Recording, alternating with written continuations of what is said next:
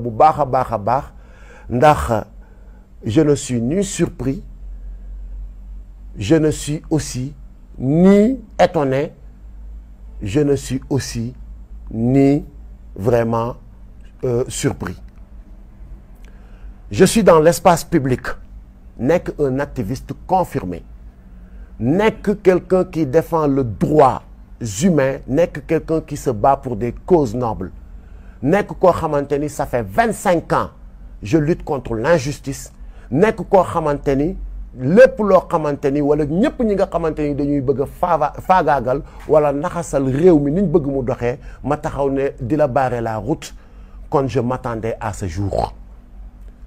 J'attendais à recevoir des coups, c'est pas la première fois, comme ils ont l'habitude de le faire. Alors, dama ne woon duma def une vidéo, mais il le faut. Damay commencer d'abord ci wax leen kan mooy Thier ki nga xamanteni moom moo ma filmé en mon insu dans sa voiture. Les gars, Thier c'est quelqu'un boo xamanteni bi ñu xamante ak moom ça date de 20 ans. ñu seq façon teranga bu ne, tenez-vous bien. mu nekk koo xamanteni dëkk na Kër Thiat à Kaolack pendant 2 ans. mu nekk koo xamanteni dëkk na Kër Tantay Thiat ici à Thiaroye Azur pendant 1 an. mu nekk koo xamanteni wax dëgg yàlla à mon insu il se permettait d'aller à Kaolack seeti gi sama yaay. yendu fa des fois même fanaan fa suy ñibbi jël xaalis sax jox ko ne ko yaay booy sama ñaan laa jël si woon yow yaay sama sëriñ. sama gaañi kii mooy Thier pour ngeen xam li ñu seq ak moom wala fi ñu jaar ak moom. kon ku mel noonu su fekkente ni am na intention def lu bon wax dëgg yàlla ay la yëwan man mënuma ko xam mënuma ci am ñaawu njort parce que 20 ans du 1 an 20 ans du 5 ans. la nekk nag ca gannaaw Thier ba ñu war a mën a toog ci otom pour mu enregistrer ma loolu lu ñuy dugg la peut-être après ci poursuite dossier bi. li tax ma ne damay def vidéo su fekkonte ni y avait pas transaction d'argent du ma ci yëy yàbbi mais da ngeen gis ci début vidéo bi mu am une transaction d'argent. transaction d'argent boobu li ko waral du lenn lu dul ñëpp xam nañ ma ci samay activité à part mon métier d'artiste damay bay damay jaay oto je suis dans l'élevage. Thier moomu ñu seq mbirum jaay oto mu gis sama benn oto mu bëgg ko mais malheureusement tombé wuñu d'accord ci prix bi ba keroog mu gis sama benn oto Hyundai Veloster. J'ai les papiers avec moi mu ne ma finalement jaay ma bii sama jabar laa koy jëndal ma ne ko amul benn problème bii mën naa la ki defal xewal ñu tombé d'accord ci 5 millions. ah mu indil ma une avance de 2 millions bi ma indilee avance su 2 millions demaat tuuti 30 minutes woo ma ne ma dama fàtte suma kalpe sama carte ki la ne et je dois 500 000 à quelqu'un.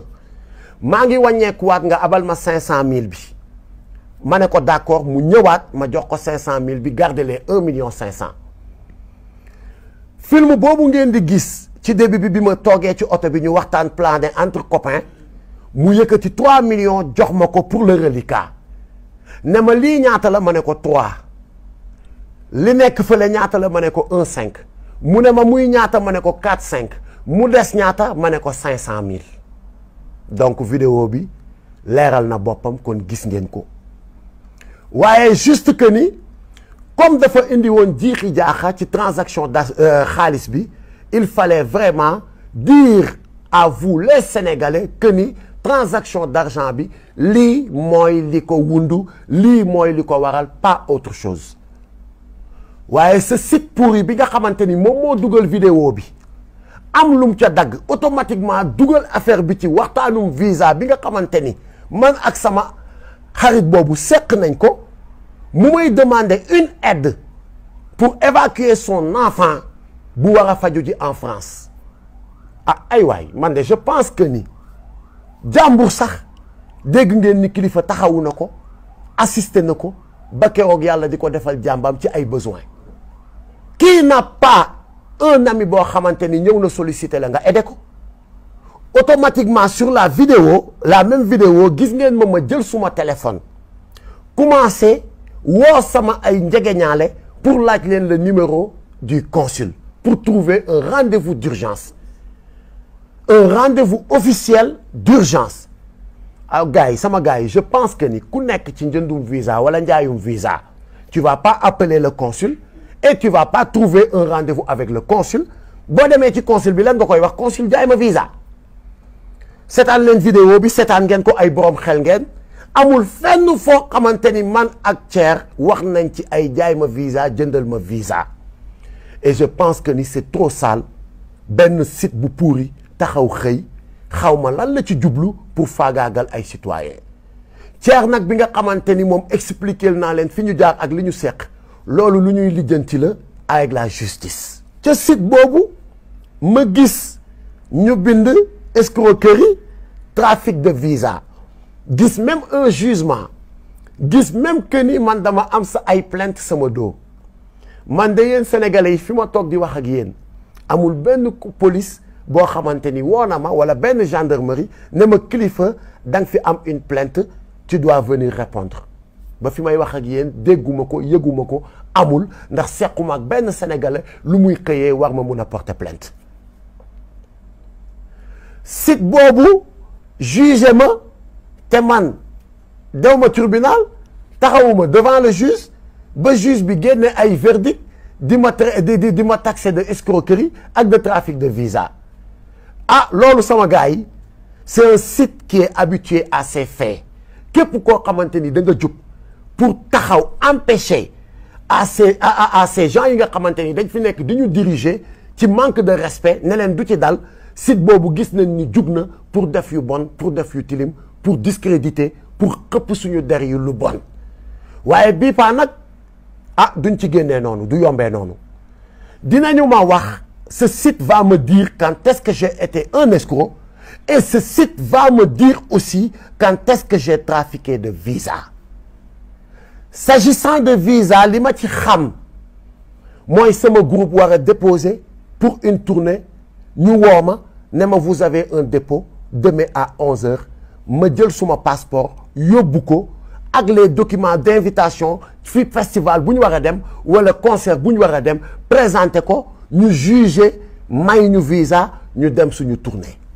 ñibbi si waat ci jàmm ak salaam. damay wax nag vous les journalistes damay wax aussi la gendarmerie et la police allez faire des investigations ndax man kilifa Landing Mbessane Seck mës naa taxaw ci benn ambassade ànd fa ak doomu aadama budul caat mi ma seqal liggéey wala gajaga wala zmasta suñu DJ wala suñu musiciens yi ñuy àndal taxaw naan damay demander visa wala damay ñaan visa. dem leen ngeen defi cette investigation parce que c'est très important. Il s'agit d'une accusation grave et les Sénégalais aussi ont besoin de savoir et de comprendre ñan ñoo nekk ci dëkk bi nekk ñoo xamante ni seen intention du lenn lu dul saltel ak tilimal deru des honnêtes citoyens. may ñaan aussi notre justice mu autosaisir sur cette affaire parce que warul yem rek tamit ci benn site xëy na bind woy après tilimal der dugg na fi génn fi ñu bàyyi noonu mu jàll mu autosaisiru. Je suis disponible je ne bougerai pas de ce pays maa ngi fi tukki wu ma dew ma fenn et j'attends une convocation venant de la justice su fekkente ni lii ñu may tudd dama ci laale wala dafa am faites votre travail et pour le moment ñi nga xamante ni nag ñooy mes camarades de combat pour ne pas les gêner je mets en suspens mes activités dans le mouvement Y en a marre pour mettre leen à l'aise pour wan leen ni que ni cette affaire